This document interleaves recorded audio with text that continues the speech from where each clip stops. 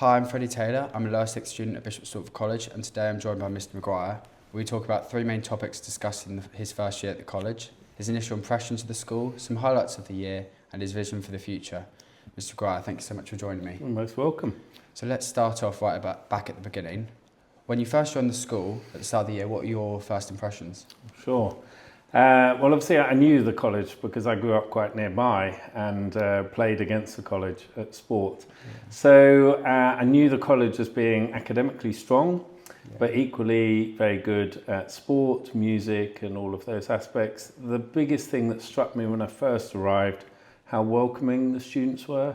Parents were equally as welcoming and the staff were fantastic. So it was a really warm community to join in and I loved it. So did those change over the course of the year? Oh, good question. I don't think so. If anything, reinforced because got to know more students and yet to find a student I don't really get on with, so that's really nice.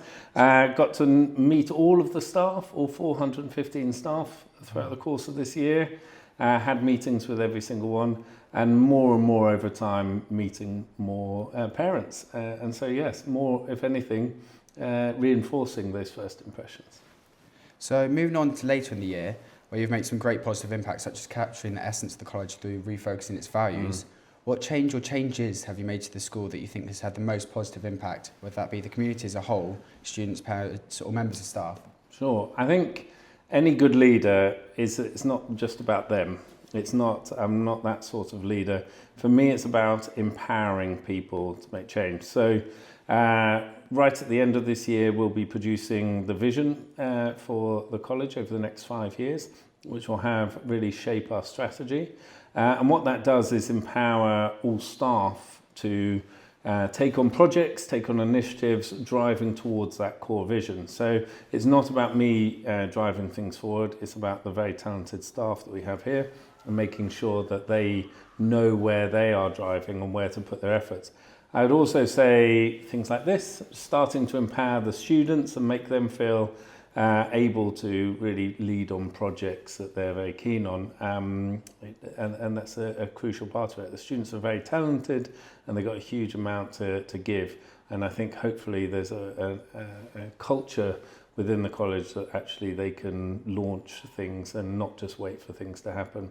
I think my biggest issue is to erode any apathy amongst staff, which there's very little, apathy amongst the students.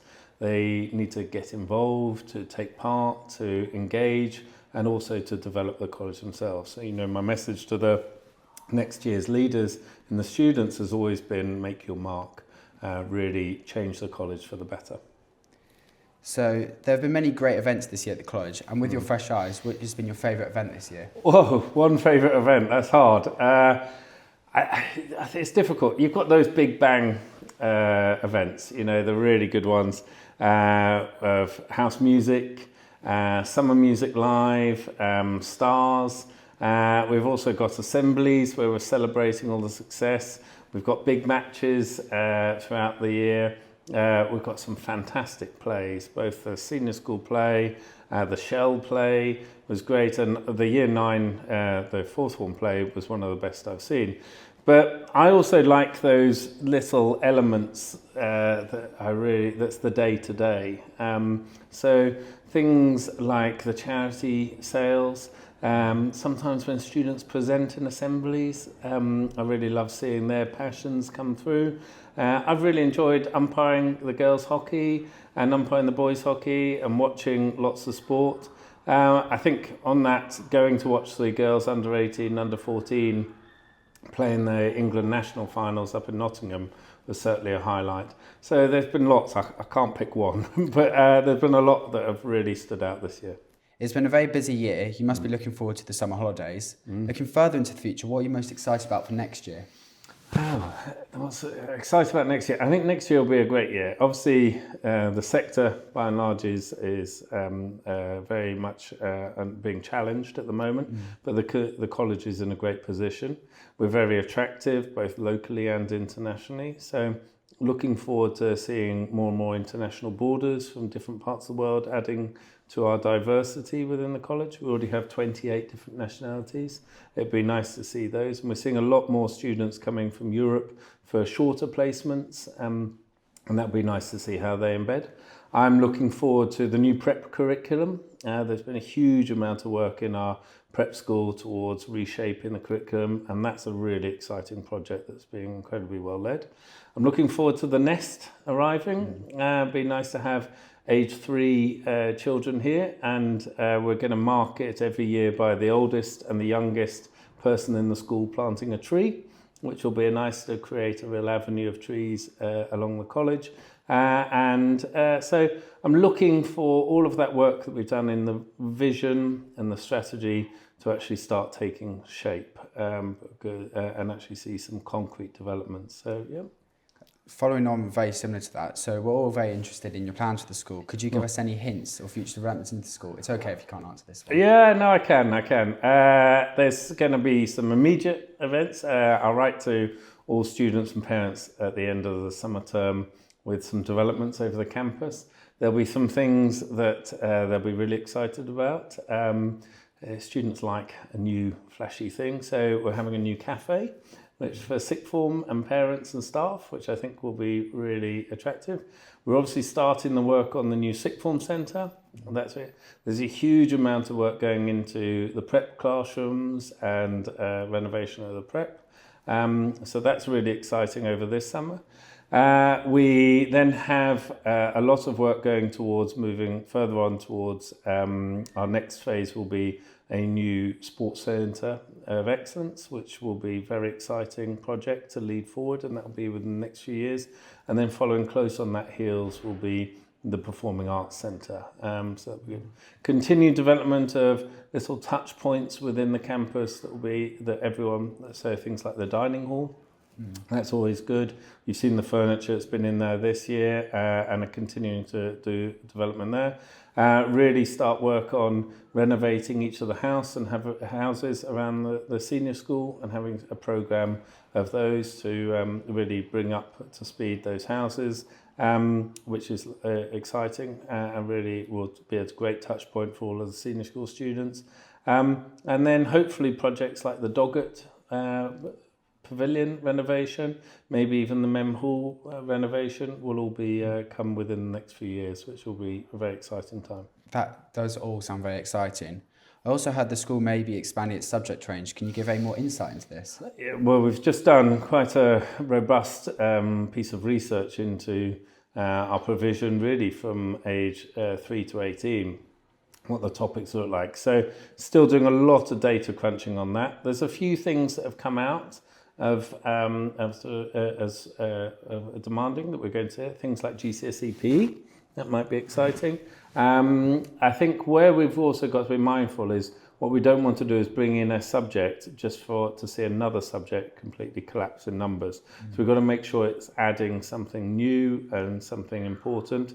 We've also got to make sure it is really what is going to support students in progressing to the best universities in the world. More to come on that.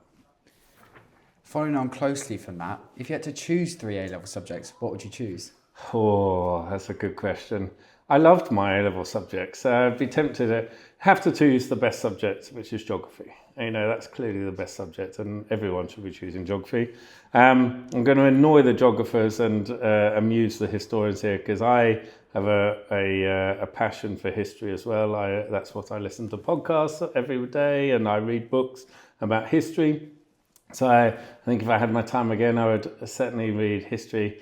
Then what do I add as my third? I mean, it's tough for students choosing 3 A-levels. At the college, there's some great subjects. You know, whether it's a science, biology, chemistry, physics department are brilliant. The design department, absolutely superb. I think, you know, when I think back to my school days about what we used to do for design, and when I think of what they're doing now, I'd be really tempted to choose that. I was never any good at languages, but I think if I was good at language, I'd be keen to continue a language post 16. But then last term, the the film studies students presented their interpretation, and that was so good to see them really excited about that subject, and that was never available to me when I was there. So yeah, it'd be difficult to pick with one of those. You can pick any one of those. Yeah, I think it'll be a good one. Design is so different to what it was even just 5 years ago with all the new technologies. How about if you had to join any club or society at the school? What would it be? Any club or society? There's some great clubs here, and I think I think we said before, my biggest frustration is students that don't fully engage with them. There's some great, interesting sports there. That things like fencing that have come in, and polo next year. I think the prep school is doing some exciting things. They're even looking at beekeeping and animal welfare, which I think are exciting. I'll join those. One thing I really would encourage everyone to do is to keep going with a language. And I think next year you'll start to see a language provision develop so that anyone during the course of their time at the college will actually continue to study a language. Not for everyone, that might not be A-levels, but we've even next year started to see some students taking AS languages alongside their 3 A-levels. And we're also looking to bring in language for business, so French for business, German for business, Spanish for business, which is just 2 periods a week for those lower sixth formers, and that will hopefully come in 2026, which will be great. And for those that don't want to study those languages, I think we're going to start to see other languages in activities such as Japanese, Russian, and I would definitely want to continue my study of Arabic, which is a lovely language but very challenging. And finally, something that all students could benefit from. If you could go back in time, what would you tell your schoolboy self? What would I tell my schoolboy self? Work harder, keep that balance of hard work, great results, but then results aren't everything and exams aren't everything. Keep that whole enriched curriculum, sport, music, those activities and interests. I think I've realised in my career the grades and the subjects will get you the interview, but it's those soft skills that are developed by playing sport in a team or being part of a group or doing an activity. That's what makes you great, and that will make you good at that job. So I think they're the things I would say. I always, from a young age, I don't know if I told myself this, but I've certainly learned from it, is say yes to every opportunity. Something comes up, say yes, volunteer for it.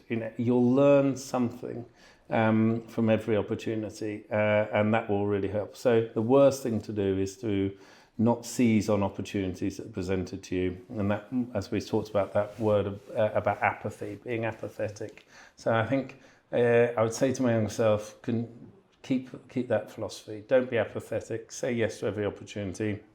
Even in my professional career, it's really helped out. When I first started teaching, someone said to me, did I want to run the athletics club? And I was like, yeah, fine. Knew very little about running athletics. 15 years later, I was, as a deputy head, I was actually having to review our athletics provision, and that knowledge and that experience really paid dividends. So you never know when that opportunity will help you, but it really will. So say yes to every opportunity you can. I think I fall into that trap, saying yes to too many things at Yeah, this point. yeah. Keep a balance, keep healthy. Yeah.